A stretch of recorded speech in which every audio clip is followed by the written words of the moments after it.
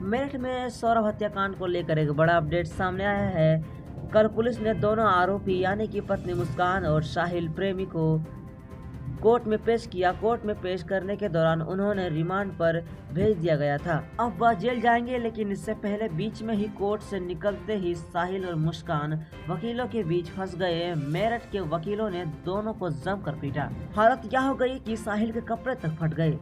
साहिल पूरी तरीके से चोटिल हो गया। वकील ने जब पुलिस उन्हें लेकर जा रही थी, कंपाउंड से बाहर निकलने का प्रयास कर रही थी और जेल पहुंचाने के लिए जा रही थी, तभी सैकड़ों की संख्या में वकीलों ने घेर लिया और उसकी सनसनीखेज वारदात की अंजाम देने वाले दोनों ऊपर थप्पड़ बरसाने लगे। यहाँ तक कि गाड़ी में बैठने तक के बीच भी साहिल को जमकर पीटा गया।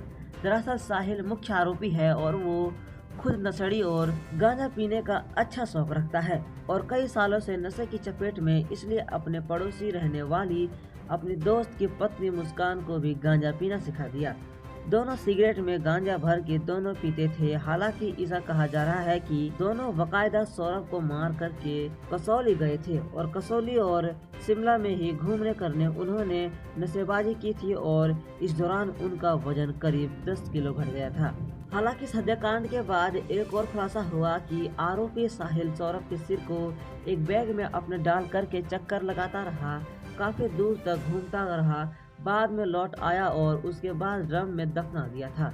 लेकिन अब जब उनकी पेशी हुई, जब पुलिस ने उन्हें कोर्ट में पेश किया और कोर्ट रूम से बाहर निकलते ही जब वकीलों ने घेर लिया तो साहिल के कपड़े तक फाड़ डाले। वकीलों से मारपीट में इतना घायल हुआ कि उसके कपड़े तक फट गए। वकीलों ने उसको इतना मारा कि वो अब लगता है चलने की हालत में नहीं था।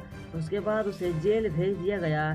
साहिल और मुस्कान ने मिलकर इस घटना को इतनी बुरी तरीके से अंजाम दिया कि अगर वो अपनी बात को ना किसी को बताती तो ये बात लीक ही नहीं होती और किसी को पता ही नहीं चलता कि मुस्कान के पति को आखिर हुआ क्या है। वो अचानक से गायब कहाँ हो गया और कत्लबाजी भी इतनी शानदार की पूछो ही मत। पहले तो अपने प्रेमी को घर बुलाती है, उसके बाद से अपने पति के सीने में चाकू से वार करवाती है और उसे मरवा देती है।